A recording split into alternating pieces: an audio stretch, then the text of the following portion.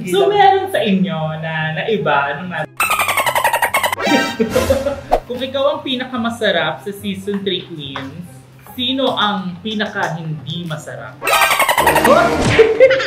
Oh my God. Di ba meron kang tito na imper? Imper. Sugar pala. Tapos doon kayo na-inspire ni Maxi? Or hindi? Ano po? Huwa ko ba? May galos ko. Wow, azar. Anong type nyo maging future partner? Gusto ko lang mag-jump ka na masaya ka, nakikita mo kung masaya. Ano naiiyak siya? Naiiyak ka. So bakit yun yung character mo pala na ginaya sa Snatch Game? Dapat talaga ang gagayahin ko si... And this is the final look!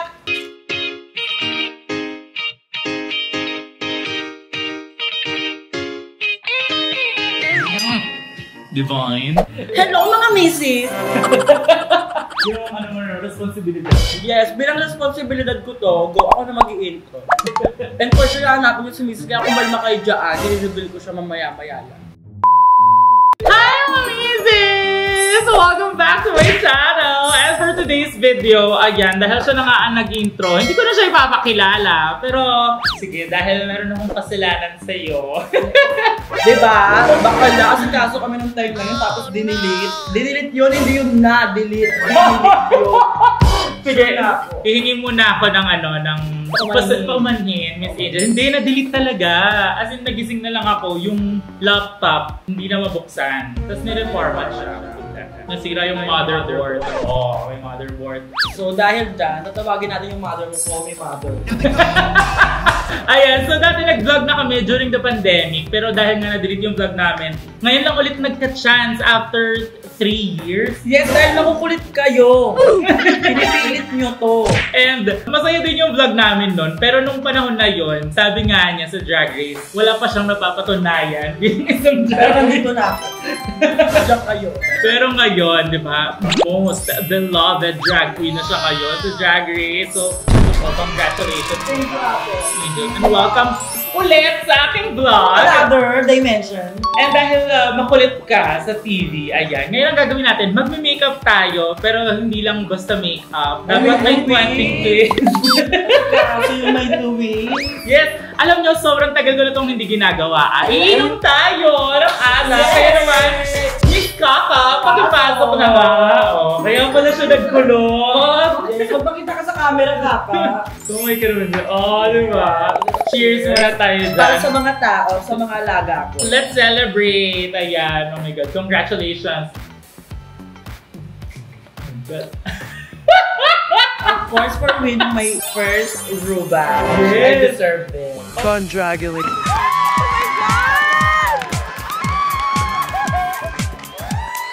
Oh my God! Oo nga pala!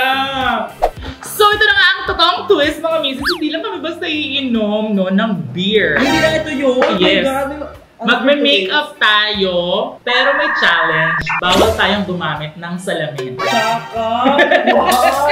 Ano yun? Yes, ito challenge natin. No mirror makeup challenge tayo for today. And wala naman sinabi yung pagandahan. Pero give, di ba? Yes, para sa inyo. And kanina, nag-post ako sa stories ko. So may mga tao, may mga questions sila for us. Ayan. So, inuman, walang salamin, tapos Q&A. Yes, Ang dami yung hinihilig sa buhay. Ito na natin to. Dahil dyan, are you ready? Of course, I was born ready, so... Wow! Then, let's go! Yes. Let's do this. Okay, ano ang first step mo ba pag nag-ano? Ako ba, ang first step ko, talaga nagtitape ako. Ano tape mo? Yung Dito. dito, para hindi kumalat yung makeup. Yes. God, first time ko to, na walang shine. Ever since hindi ko tinaray Bawat Ito lang, kahit ito lang. Hindi, mama. Kailangan, dapat ako pa rin yung pinakamasarap. Parang after na itong vlog na to, wala na. Pero saan ba nang galing yung pina? Siya daw yung pinakamasarap. Itigman kita mamaya, be. Kamusta naman as a contestant na ngayon ng Drag Race Philippines? Oh my God! In-expect mo ba? Oo naman. Ever since inisip ko talaga na one day magiging part din ako ng show na yan. Paano? As in, nung nalaman mo na magkaka-season 3, napag-usapan nyo ni Max, kailangan dito tayong dalawa sa season 3. Actually, hindi namin napag-usapan kasi ako, ang alam ko sa kanya is may Queen of the Universe siya. Oh. Kasi di ba Maxi has an unfinished business. Pero ikaw, alam mo, season 3, dapat nandun na ako. Ganun. Yes, gusto ko makita yung pangalan ko doon. Gusto ko makita yung sarili ko doon. Gusto ko, part ako ng story ano yun. Okay. Pero nung bago ka pumasok sa Drag Race, may mga ano ka ba? May mga vision ka na ba na ako ang magiging fan favorite, ako ang magiging Hindi ko villain? siya expect at all. Yung first naman sa akin. Gusto ko lang maging part nun. Gusto ko lang ma-share yung storya ng buhay ko. Gusto ko lang mapatunayan na meron ako mapapatunayan din talaga. May ibubuga ako. Oo. Hindi ako pumasok doon para i-pressure ko yung sarili ko na makipagpagalingan sa ano. Yes, pumasok. Uy, dapat lahat ng steps ha. Ay, natin steps yung first naman. Bakit natin ginagawa to? Yung 11 queens na naka-line up doon, ano sila, iba sila ng atake, tapos parang feeling ko that time, ako yung pinakamahina. So sabi ko sa sarili ko, kahit anong mangyari, kung ano yung pagkatao ko, ipapakita ko sa tao. Parang ayun yung magiging advantage. Kaya mas kitang-kita ng mga tao kung sino ka talaga kasi ina-enjoy mo siya, yung journey mo. Yung pinaka-importante bagay na lang. Parang mali ko ng first step ha, maganda ka lalabasan mo ha. Pero ayun nga, pag masyadong pinag-iisipan yung gagawin mo, parang kung nagiging fake, and ikaw kitang-kita yung Arte ka, no? Di ba? Oo. Makikita kasi kung paano ka arte na. So meron sa inyo na iba nung na yung pangalan. Party nga ang lola mo, kaya ako nga siya kinagat. Oh, hindi ko alam ano nangyari sa kilay ko.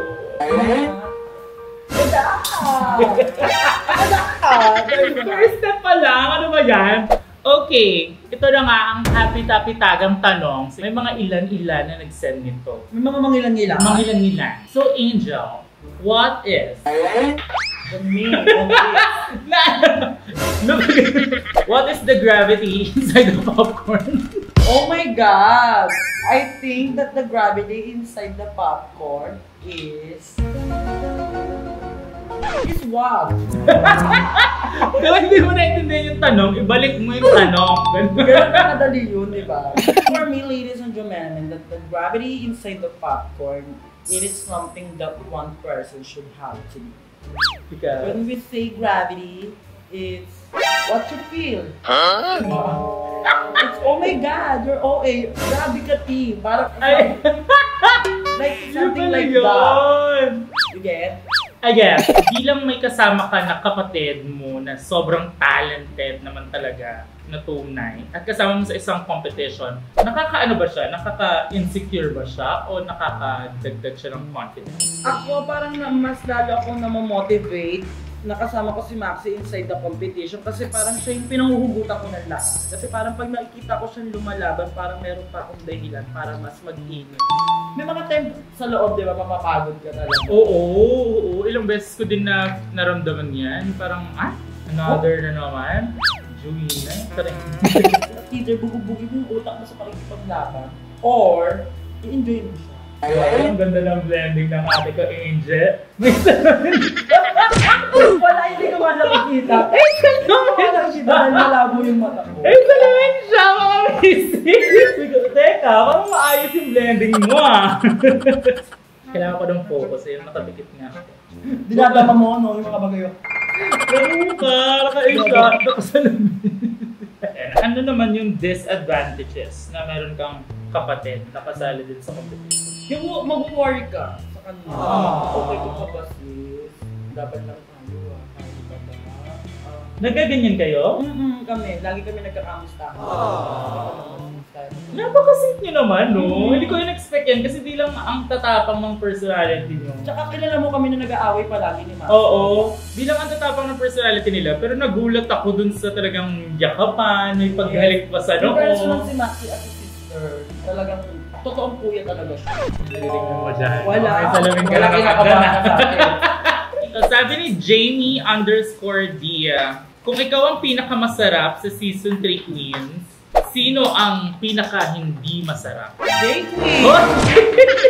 Oh my God! Hindi natin nasasabihin yan. Kaya sa palagay niya sino ba? Hindi ko naman pwedeng sabihin si Tita Baby, batok-batok yun. Hindi, anong rason? Bakit si J. Queen ang hindi pinakamasarap?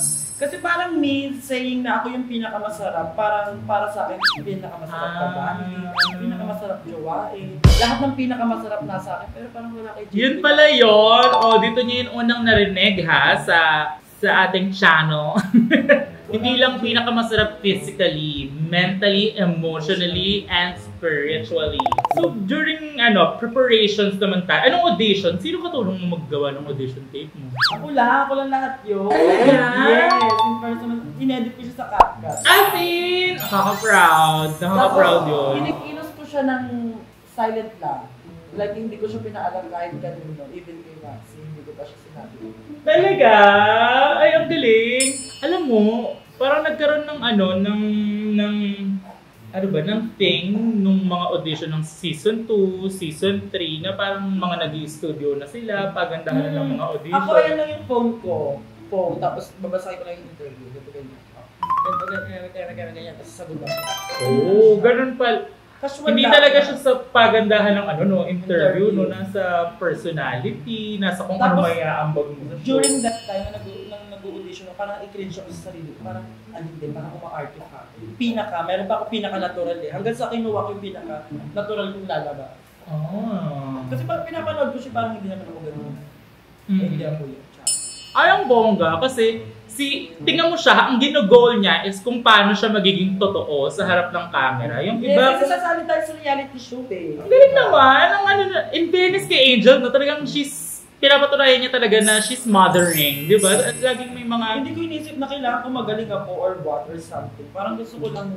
Tsaka parang every episode may moment ka na Pero hindi ko in-expect. May moment siya every episode na bigla siyang nang pep talk ng mga bading, na diba, nagbibigay ng advice. Ano ang buhay lang. Matured ka pala, no? Medyo. Kaya pala mini-misis ka. Hindi mo expect kay Angel kasi nung na-meet ko si Angel, pinakauna, tokling-tokling pa siya, para ka pang si Nag-start pa lang ako magpa-girl, diba? Nag-start pa lang ako magpahaba ng buhok. Naka-undercut pa siya noon. Tapos hindi ko in-expect na seryosohin niya. Pero magaling na siya noon, splitera na din. Kapag eye-to-eye contact na siya sa mga audience. Yeah, alam mo before, ayun na naging, after ng pandemic, na nakita na ako nag-release ng show ng Overall. Ayun ang una niya naging compliment. Ang galing-galing mo naman. Tinawag niya akong the best box. Ay, oo, naalala ko yun. Kasi, girl, nakakatayo the best backup ever. Hindi.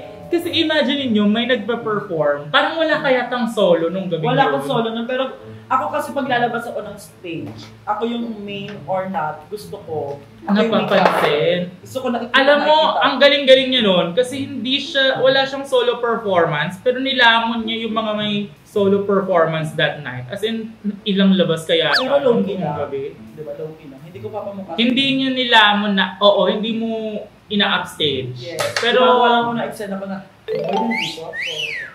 Totoo. Ang galing-galing mo nga that night. Naalala ko yung gabing yan.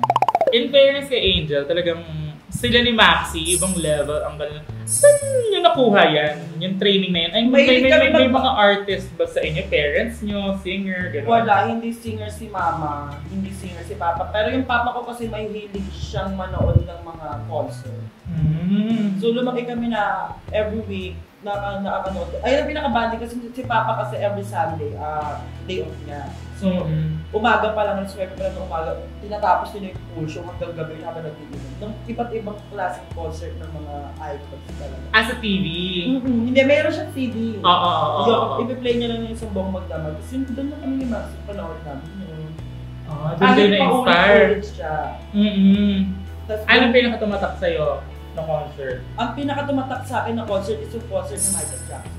Oh. Kasi ang dami nangyari asikaso. Oo. Napanood ko din yan nung bata ako. Tapos, habang tumatanda ka, hindi ma-realize mo, hindi na pala siya masyadong hataw.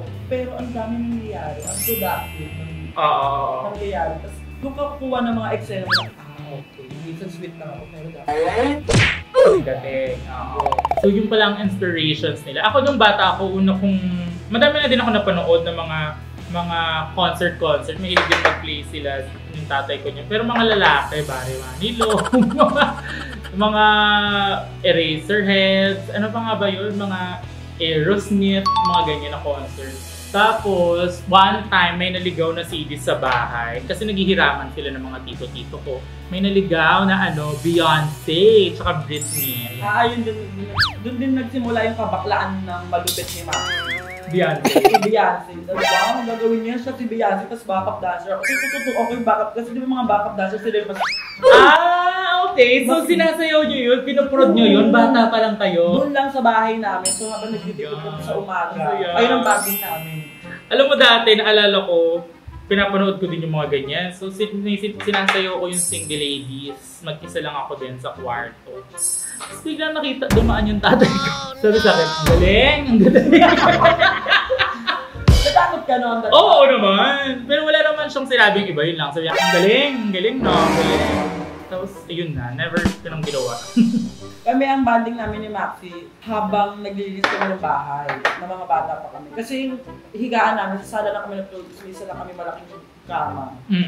Doon na kami lahat magkakapatid. Tapos, habang yung mall, gagawin namin banner yun. Meron pa kami concert sa umaga. So, ididikit muna namin, tapos gagawin namin siya parang bumulog ka na doon. Ay, ang saya!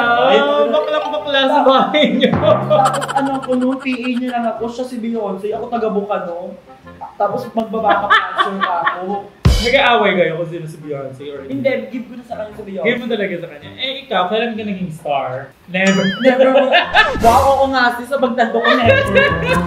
Pero kung bata kayo, na-experience niyo din na pinapalo, binubugbog. Talaga? Yung papa ko, grabe yung papa ko. Grabe yung mga disiplina yung papa ko. Marinig ka lang niya na hindi ka nagpo sa nakakatanda. Igigilid ka na yan. Ay, po, ang dito kayo po. Pwede bang late ko na lang sabihin na ganito po. Ano yung igigilid? Kukurutin sa gilid? Nakabugin niya na ako dun sa gilid. Hindi kita pinalakihan. Kabog ko yung papa ko. Ay, gabi. Pero naman. Kumunting paalala, hinay-hinay lang po tayo sa pambabash ha. Kasi mga tao din po ang mga napapanood nyo sa inyong TV, especially sa mga nasa Drag Race at nasa YouTube. Yes, So may mga nababasa din po namin yun, yung mga social media din po kami. So kung meron kayong mga masamang comment, sige nyo na lang, sa GC nyo na lang. Sa inyo na lang yan. Kasi hindi nyo alam kung yung impact, di ba, sa isang tao. Kasi may ano ka na may Bakit BFF ka na. mo ng mga bagay-bagay mo? Hindi ako naniniwala. Saan? Playback ko na maisip. Di ba meron kang tito na imper? Imper. Showgirl pala. Hindi pala drag queen, showgirl. Saan siya dati? Japanera siya. Tapos doon kayo na-inspire ni Maxi or hindi? Malaking tulong din siya. Kasi nakapanood siya sa TV dati. Anong ginagawa niya? Ayun din, imper din siya. Anong drag name niya? Michelle. Nakuha niya yun sa friend niya. Parang ka-partner niya sumayaw. Tinuturuan niya din kayo dati mag-drag? Hindi. Ano lang, na-inspire lang? Oo, na-inspire lang kami sa kanya. Kasi, ano siya kapatid ng mama mo? Ng mama ko. Okay. Makikita mo siya, pagbaba namin ng baba, sa pinakababa namin, makikita mo agad siya, nagsusukat ng costume. Siyempre, sa batang bakla, patas na yun, oh my God, costume. At sa'yo naman na ipasa yung legacy. Yes. Ay, ito maganda to. Sabi ni Chami, Angel, pwede po bang pakanta ang verse ni Popstar Bench? Anong umpisa ng verse ni Popstar? Bench, bitch, pero di upo. Kahit yung ano lang, Nakaupo! Huwa-huwa! May gano'n siya. Wow, Popstar! Pagdating sa kanya, may mga siya lang kasi nag-take time na, wait lang, mayroon po akong, may mga ganito po ako, ganito. Adlibs. May mga adlibs po ako. Tapos narinig ko yun, huwa-huwa! Nakaupo! Kaya naging sa utak ko kasi siya lang may gano'n sa tuwa. Alam mo, dati sa verse niya lang mismo, yung may adlib, diba? Hindi na kayo dinamay. Kayo mag-adlib din kayo, walang gano'n? Oo, wala. Kasabog nga. As a Popstar Bench, in fairness naman, dito. Wow, katayo! Ang talaga yung makeup ni Miss Angel. Hindi nga ako yung mag-eyeliner. Pwede lang mag-eyeliner mo ko. Hindi. Kaya mo yan? Ayaw niya tsumaka talaga. Kaya mo yan? Ay, maganda nga eh. Kasi ikaw nagawa mo ng perfect eh. Sir. Dalawa. I mean, sino pinaka-bet mo sa season nyo bukod kay Popstar? Si Bird. Kasi doon na kami nagkakilala ni Bird. Tapos iba yung Bond nyo. Banding namin, parang sakin na mo, pa-social kapag nalalaman, hindi ka pa. Hindi ko palang din pala sa amin, hayop. Oo, pangit bahay mo lang. Parang, ayun, namiss ko yung mga tropa ko, parang ikaw, parang siya din. Oo. Yun yung unang-unang best nag-meet kami. Oh. Magkakilala kami sa pangalan. Sabi as sabi nagkakatulugan, di ba? Pero like, hindi kami nakapag-usap before, nakapag-banding before, nagkita. So, ba't ka naaliw sa kanya? Kasi para lang siyang mga tropa mo. Oo, parang, yung mga ganitong tao yung gusto ko, yung mga hindi rin malaman. Like me. Hindi malaman. Mga hindi rin malaman. Cheers. Ay, may nagtatanong dito. Sabi ni Safi, sa TikTok ko. Ano ganun yung pangalan mo? Sabi, update po sa love life nyo. Sa love life ko. Okay lang naman, masaya. Anong type nyo maging future partner? Yung hindi ako magbabawala, yung hayaan niya ako sa lahat ng gusto ko, sa amats ko sa buhay, sa tama ko bilang isang personal na tao, di ba? Yung all you need is support. Yes, supportahan niya lang ako. Yun na. Hindi ko na kailangan ng mayaman ka o mahirap ka. Gusto ko lang hanggang ka na masaya ka, nakikita mo kung masaya. Hindi ko naman din ina-assume na parang pinapatama lang. Ano naiiyak ka? Hindi. Uy, wala. Naiiyak ka! Kasi kung ginagawa ako Naiiyak ka! Hindi ako alam mo, naiiyak ko sa ayoko yung ginaganyan ako. Hindi natin kailangan ng mayaman. Ikaw, anong gusto mo sa lalaki? Kailangan ko mayaman! Pera to siya. Kailangan ko talaga Dax. Ayun din pala, nakalimutan ko i-mention. Oo, importante yun mga misis. Importante ba yun? Ano talaga siya? Siya talaga ang 50% nota. Tapos the rest, yun na yun. So miss mo na? Nami-miss niya. I'm what? I promise. Yes! Sabi dito ni Lyren_01. This question is for Angel. Sino po yung tumitingin sa'yo nung pumasok ka sa workroom? Di ba gusto mo rin yung itanong talaga? Oo! And ang totoong kwento talaga niyan, meron akong something sa utak ko na iba talaga yung sasabihin ko, pero like nakalimutan ko na siya. Oh, actually. Hindi talaga siya bakit niyo ako tinitingnan. And dahil waiting kami, nasa van kami, tapos pagbaba ko, yung tao, lahat ng staff, nakatingin sa akin. Sabi ko sa utak ko, sabi ko, ay, pwede to. Kasi pag pinanood ko sa TV, lahat ng tao nakatingin sa akin. Totoo! Kaya itatanong ko, bakit mo ito tinitingnan? Bakit niyo ako tinitignan? So, ngayon na nasa anong episode na tayo? Episode 5? Malaki na ba ang improvement sa life so far? So far, Nalaloka ka na ba sa mga attention? Yes. Sa bashing? Sa bashing, I love all my basher. Ano ba? Ayun lang yun. Happy? Walang pinagsisisihan? Wala akong pinagsisisihan. Especially, yun pa lang sa nakapasok ako is sobrang laking achievement siya for me.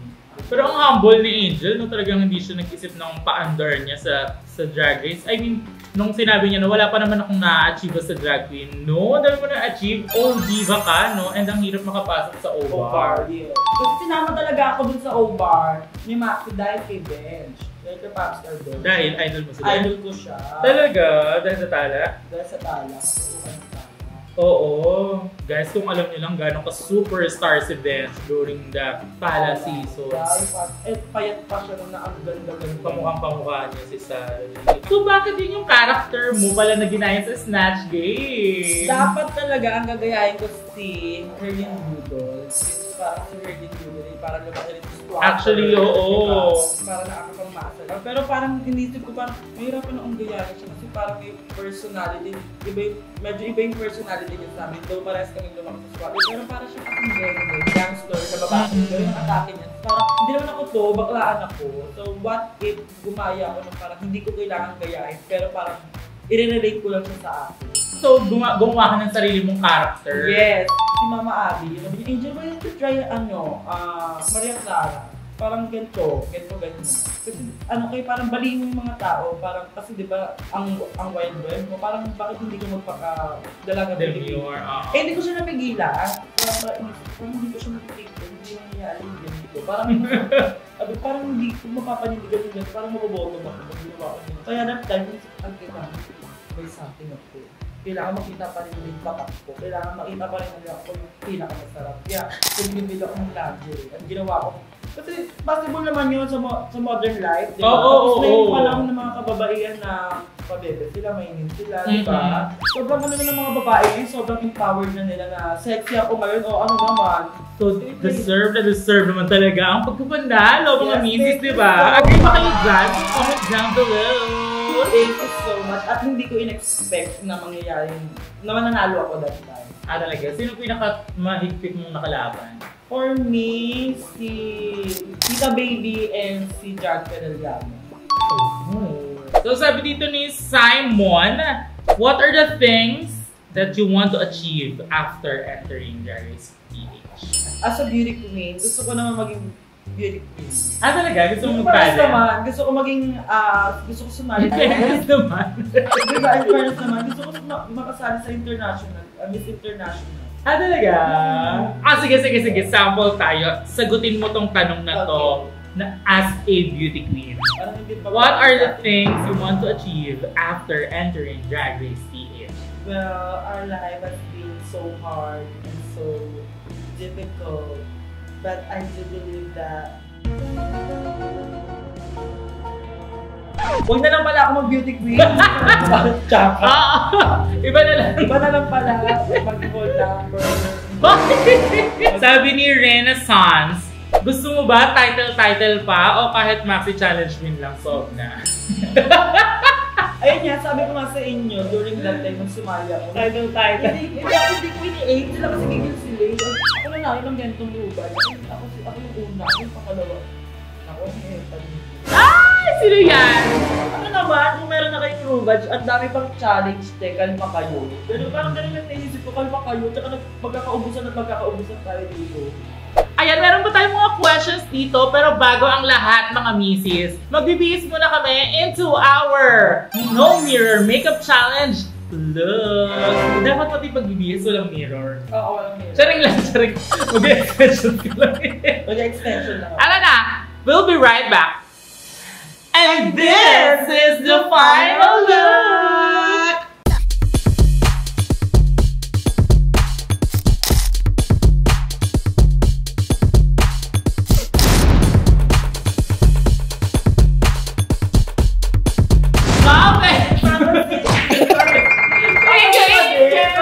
Thank you so much for having me here. Nag-enjoy ka ba sa ating challenge? Absolutely. Kasi may achievement na naman ako ba as a drag queen. Ano yan? Patunayan ko na carry ko mag-makeup na, thank you. Ito yung word natin.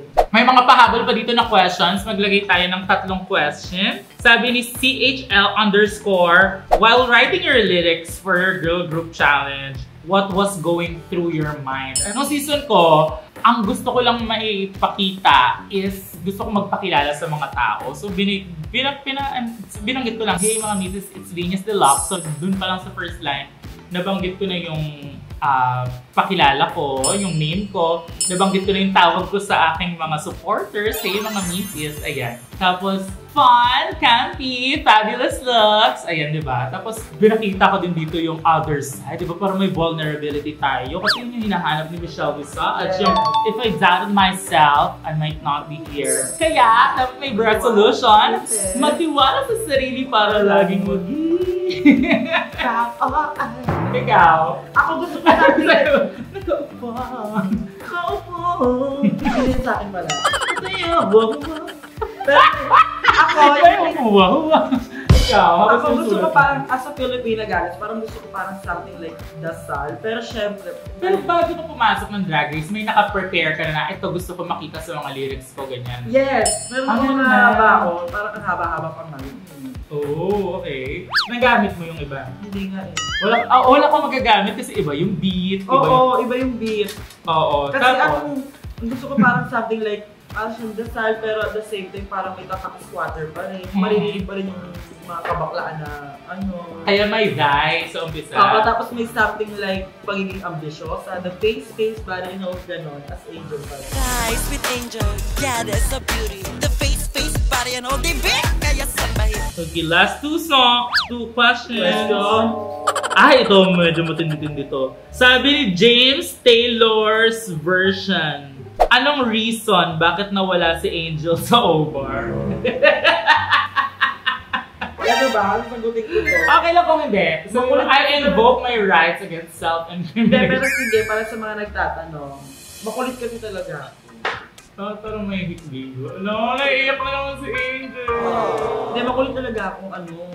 In fairness naman, nag-stress din nila ako. Like, papasok ako kung kailan ko yung gusto. Naiiyak ka. Hindi ako naiiyak ako. Naiiyak ka. Hindi ako naiiyak. Pipilit pa lang ako. Naiiyak ako kahit hindi naman ako naiiyak. Tingnan mo naman yung mata niya bigla. Wala nang mahabang explanation, makulit talaga ako. So, deserve. Medyo. Medyo. Last question. Last na to. Diyan lang kayo. Tatapusin nyo to. Sabi ni chai.png, tips paano maging masarap gaya na nag-iisang angel. All you have to do is just be natural. Kung gawa ng mga palapalabo. Diba? Hindi natural talaga. Yes, natural lang dapat. Kung may pressure yung sarili mo, masaya lang dapat. Enjoy mo yung life mo. Kasi pag hindi mo yun enjoy, hindi siya masarap. Diba? Kasi lahat ng bagay na ini-enjoy mo ay masarap. In fairness, no, ang lalim ng meaning ni Angel ng masarap. Hindi siya physical, hindi siya, nasa ano siya, parang ibang dimension. Parang pag inisip mo na masarap, pag sinabi ni Angel masarap ako, parang titikman mo siya or whatever, hindi. Yung life niya ay masarap. Pero in fairness, ang galing mo kasi connected siya sa AET.